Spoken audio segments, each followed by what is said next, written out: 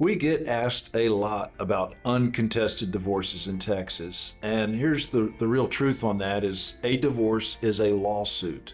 One of the parties to the divorce is going to have to sue the other spouse for a divorce because it's got to be a lawsuit through a court in Texas that has the authority to grant the divorce.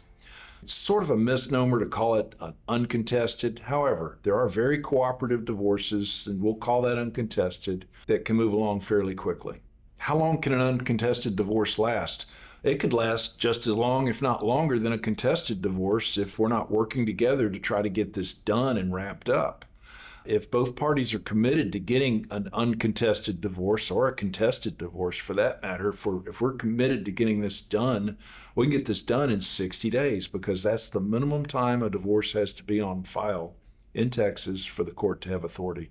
In a contested divorce, we usually wind up there for the same reasons that a lot of marriages fail, because we just can't get along and cooperate and communicate and work together. We couldn't do it during the marriage, and now we can't do it during the divorce just to try to get this damn thing over with. So what are we doing here? We argue about who's got control of what money or who did what with money, how much money we have, the value of our assets, debt, who ran up debt that they shouldn't have run up.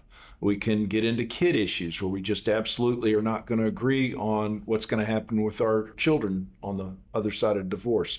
These are all factors that contribute to a contested divorce. To be clear and frank, you really don't absolutely have to have a lawyer for any divorce in Texas, uncontested or contested. It's kind of a world with its own secret language, its own secret handshakes, if you will, a lot of red tape. And if you don't have a guide to help you through that system, you're probably going to mess something up, and you're probably going to wind up with an order that you don't like. We get a lot of calls from people following divorces where they didn't have help, and we fix a lot of broken orders because people just didn't get proper help right up front.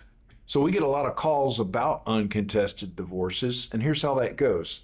Hi, I've got a divorce, and it's uncontested. We agree on everything except there's a house, except we don't know what we're going to do about our kid, except she's got my car. Those are not uncontested divorces. If there's an except or a but, or there's something that's a problem, you don't have an uncontested agreed divorce. That doesn't mean you have to go to trial or litigation or drag this out. It just means you don't have an uncontested divorce. If you need help sorting out a contested or an uncontested, figuring out the differences between the two of them or how you're going to move it forward in the court, give us a call. We'd love to help you.